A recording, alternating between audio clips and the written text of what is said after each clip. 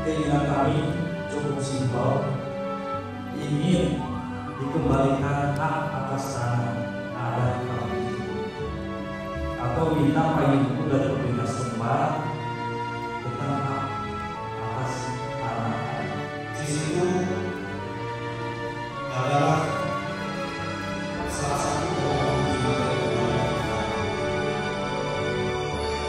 di mana keberadaan Kasepuhan di situ diakui berdasarkan surat keputusan Mahkamah pada tahun 2010. Tetapi Bapak Ibu sekalian, ada yang mengatakan bahwa bukan melakukan kegiatan rehabilitasi dan reklamasi, malah menjadikan secara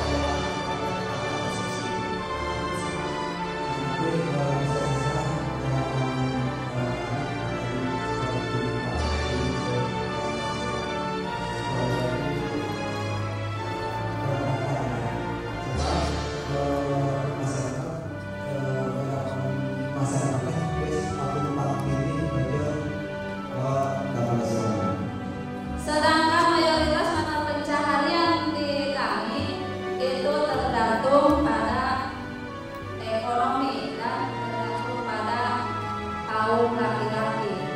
Masyarakat Cirombang, pertanian yang lahan pertanian tersebut sebagian besar di kawasan IPR. Berbagai hal konflik yang ada di Kasepuhan Kampung Karang diawali dengan perpindahannya perhutani ke Taman Nasional. Dan di sini di tengah-tengah ini sudah mempunyai SPT di sini. Teman-teman dari kawasan memperjuangkan menjadikan itu rekomendasi kita juga kawasan. Jadi tidak ada tumpang tindih. Betul di Perda nomor 22 tahun 2012 dan pertanian kemudian Salah satunya adalah eksekutif dan legislatif. Kita membutuhkan ini kawasan ini untuk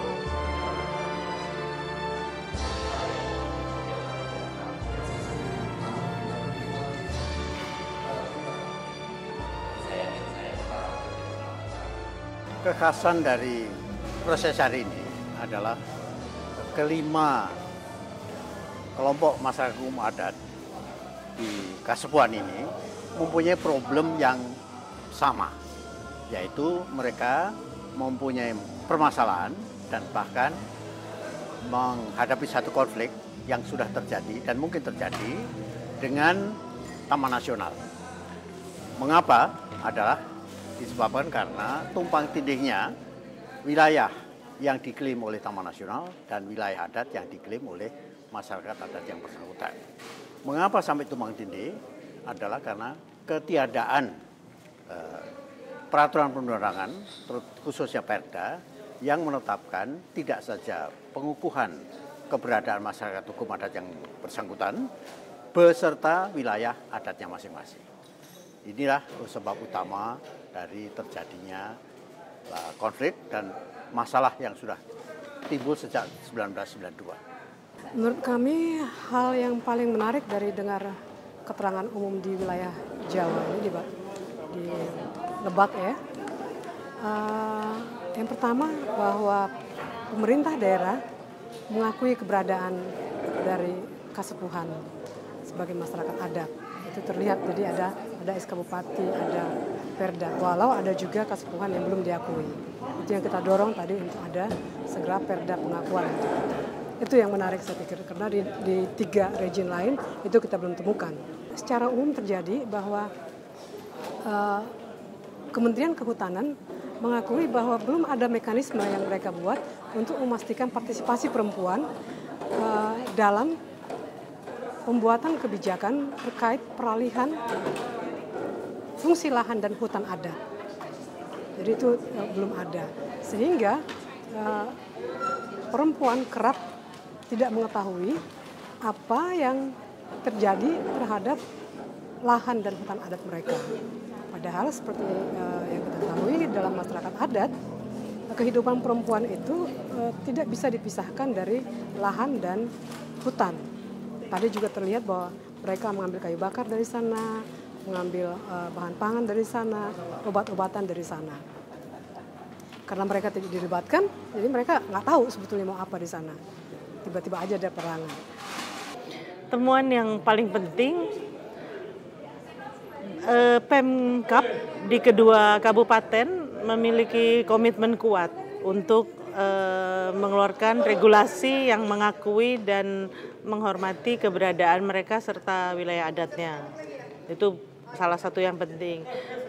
Yang kedua, temuan penting lainnya adalah ketidaktahuan atau ketidakmautahuan dari kalangan Pemkab maupun Taman Nasional tentang sejarah panjang dari relasi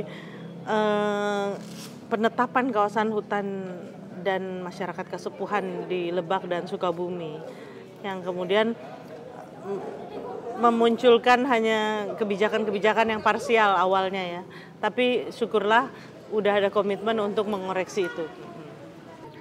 Kalau ke pemerintah pusat, Kementerian Kehutanan, rekomendasi saya ada satu upaya merevisi Undang-Undang 590 tentang konservasi sumber daya alam hayati yang belum didasarkan pada konservasi berbasis rakyat.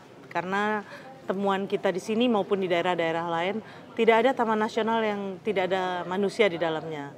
Itu yang pertama. Yang kedua, kepada pihak TNGHS dan juga tentunya taman nasional lain untuk mengembangkan SOP atau standar operasional prosedur tentang bagaimana berelasi dengan masyarakat adat, yang harusnya kemudian disebarluaskan, dilembagakan, bukan hanya menjadi kebiasaan individual gitu, tapi bagaimana sikap Taman Nasional dari kepala balai sampai ke Polhut sampai ke petugasnya semua sama dalam mensikapi masyarakat adat.